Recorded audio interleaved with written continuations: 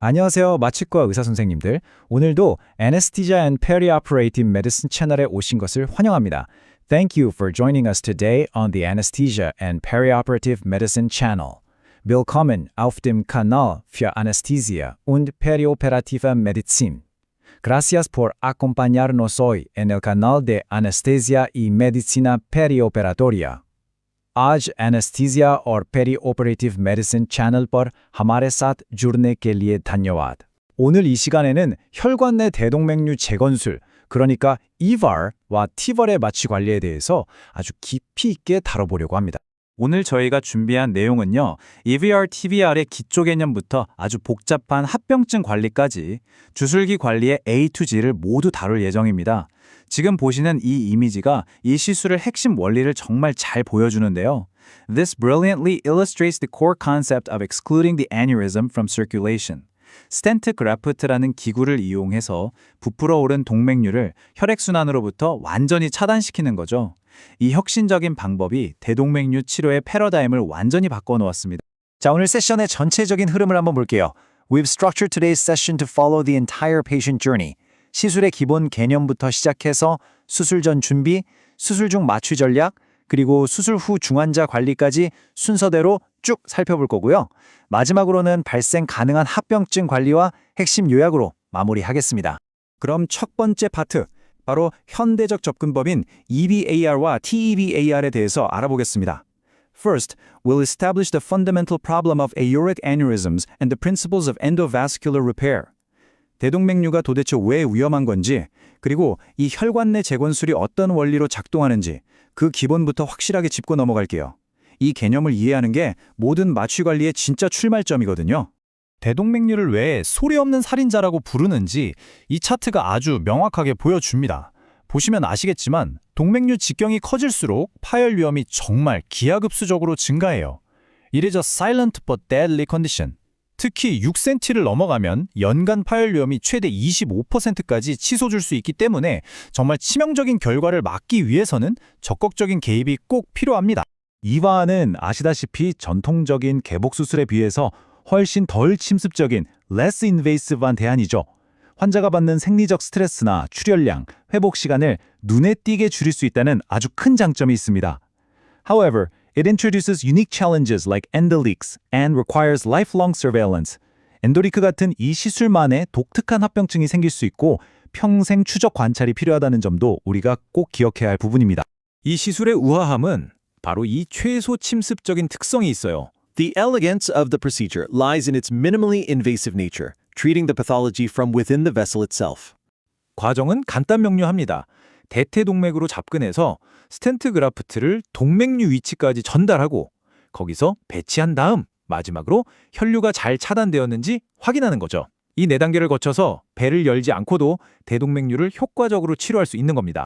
이바 시술 후에 우리가 가장 유심히 지켜봐야 할 장기 합병증이 바로 이 엔도리크입니다. The most crucial long-term complication unique to EVAR is the endoleak. 혈관 내 누출이라고도 하는데요. 이 개념을 정확히 이해하는 게 수술 후 관리의 핵심이라고 할 수 있습니다.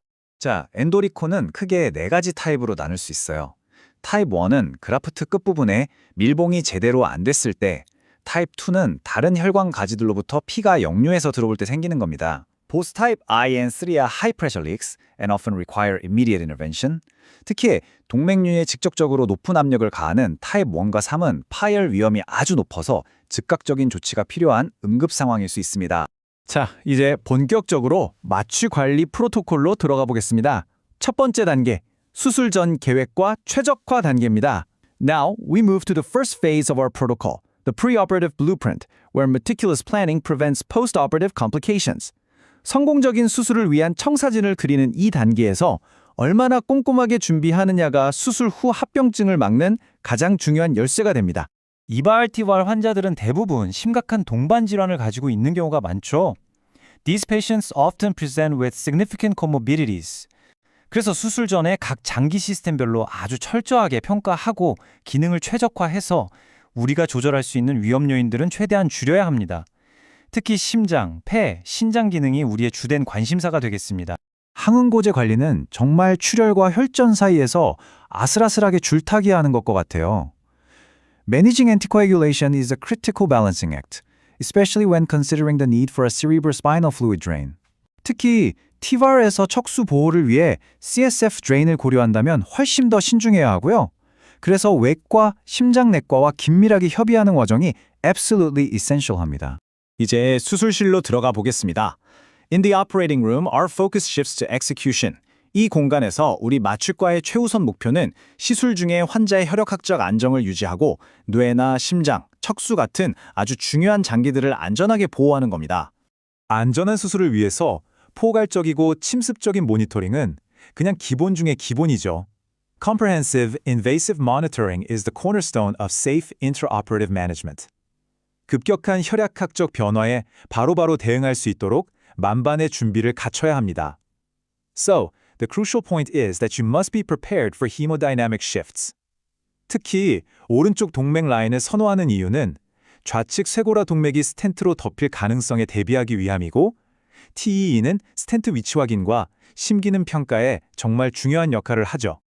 Spinal cord ischemia, 즉 척수 허혈은 TEVAR 시술에서 우리가 가장 두려워하는 합병증 중 하나입니다.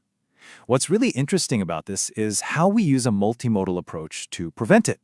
그렇다면 우리는 이 심각한 합병증을 막기 위해서 어떤 다각적인 접근법을 사용할까요? 이 부분이 바로 마취 관리의 하이라이트 중 하나라고 할 수 있겠습니다. 척수 보호 전략을 이해하려면 먼저 이 척수의 혈액 공급이 해부학적으로 얼마나 취약한지 알아야 해요.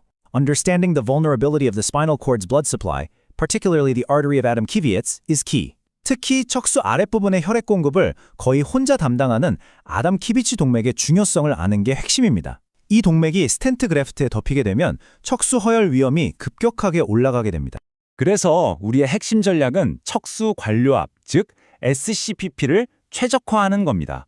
Our primary strategy is to optimize spinal cord perfusion pressure by aggressively managing both MAP and CSF pressure. 이를 위해서 MAP는 혈압 상승제로 적극적으로 올리고 CSF 압력은 드레인을 통해 낮춰주는 두 가지 전략을 동시에 사용하는 거죠.